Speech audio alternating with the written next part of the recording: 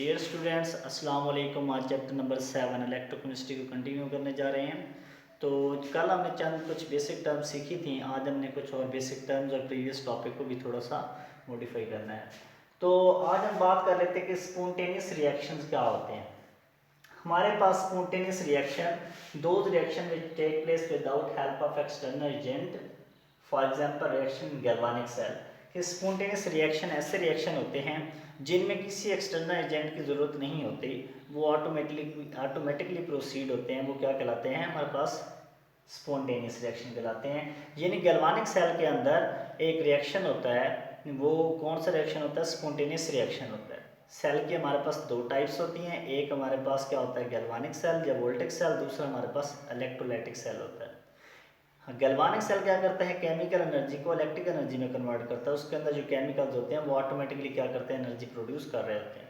लेकिन इसके बरक्स जो non spontaneous reaction, those reaction in which take place without the help of external agent, with the help of external agent, for example reaction in electrolytic cell. Non spontaneous reaction ऐसे reaction होते हैं जिनमें external agent ज़रूरी होता है।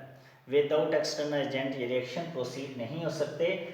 जैसे कि हमारे पास इलेक्ट्रोलाइटिक सेल जो क्या करता है हमारे पास, जिससे हम क्या करते हैं इलेक्ट्रिकल एनर्जी से केमिकल एनर्जी प्रोड्यूस कर रहे होते हैं, इसमें हम इलेक्ट्रिसिटी का यूज़ करते हैं एज एक्सटर्नल एजेंट। तो ये हमारे पास कौन सा रिएक्शन होता है? Non spontaneous reaction. तो आप अच्छे से अंडरस्टैंड कर लें, स्पॉन्टेनियस रिएक्शन वो रिएक्शन जिनमें एक्सटर्नल एजेंट की ज़रूरत नहीं होती, और नॉन स्पॉन्टेनियस वो रिएक्शन जिनमें एक्सटर्नल एजेंट की ज़रूरत होती है। इसको आप एक और एग्जांपल से समझ सकते हैं कि स्पॉन्टेनियस रिएक्शन हमारे पास इवेपोरेशन जो हो रहा होता है केमिस्ट्री में, आप देखते हैं वो इवेपोरेशन ऑटोमेटिकली प्रोसीड हो रहा होता है, उसमें हमें किसी चीज़ की ज़रूरत नहीं पड़ती।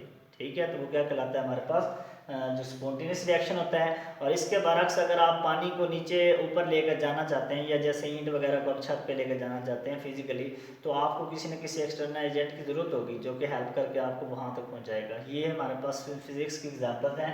और केमिस्ट्री में हमारे पास क्या है कि ये गैल्वानिक सेल के अंदर स्पॉन्टेनियस रिएक्शन होता है, और नॉन स्पॉन्टेनियस रिएक्शन क्या होता है? इलेक्ट्रोलाइटिक सेल के अंदर होता है।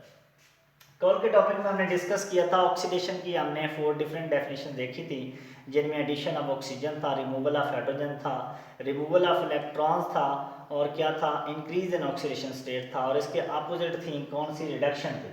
आज हमने बुक के अंदर चंद एग्जाम्पल ली हैं। ये पहला रिएक्शन है कि जिंक जो है, जिंक पॉजिटिव 2 के अंदर कन्वर्ट हो रहा है, और साथ में क्या है? 2 इलेक्ट्रॉन रिमूव कर रहा है। तो ये कौन सा प्रोसेस होगा जिसमें इलेक्ट्रॉन रिमूव होते हैं? वो क्या कहलाता है? ऑक्सीडेशन कहलाता है। इसी तरह हमारे पास आयरन है, ये हमारे पास आयरन +2 से +3 में जो है वो कन्वर्ट हो रहा है, तो 1 इलेक्ट्रॉन रिमूव कर रहा है। तो ये भी कौन सा प्रोसेस है? ऑक्सीडेशन प्रोसेस है। दूसरी तरफ हमारे पास रिडक्शन की बात कर लेते हैं कि ये हमारे पास प्रोटॉन है, 2 प्रोटॉन इसमें इलेक्ट्रॉन ऐड किए हैं, तो ये हमारे पास हाइड्रोजन की फॉर्मेशन हो रही है। इलेक्ट्रॉन का एडिशन क्या कहलाता है? रिडक्शन कहलाता है। तो दूसरी तरफ हमारे पास क्लोरीन है, क्लोरीन में 2 इलेक्ट्रॉन ऐड किए, तो ये क्लोराइड आयंस के अंदर कन्वर्ट हो गई। ये में हमारे पास क्या हो रही है? रिडक्शन हो रही है। अब यहाँ हम इसे लिख सकते हैं कि ये रिडक्शन है, और इसे भी आप लिख सकते हैं कि ये रिडक्शन है। और ये ओवरऑल रिएक्शन को देखें तो जिंक के अंदर जो हमारे पास प्रोटॉन की एडिशन हो रही है, तो जिंक के अंदर जैसे हम प्रोटॉन हाइड्रोजन को ऐड करते हैं तो हमारे पास जिंक +2 के अंदर कन्वर्ट होता है। आप देखते हैं कि जिंक जो है उसने इलेक्ट्रॉन को लूज किया है, अगर इलेक्ट्रॉन को रिमूव करेगा तो उस पर क्या होगा?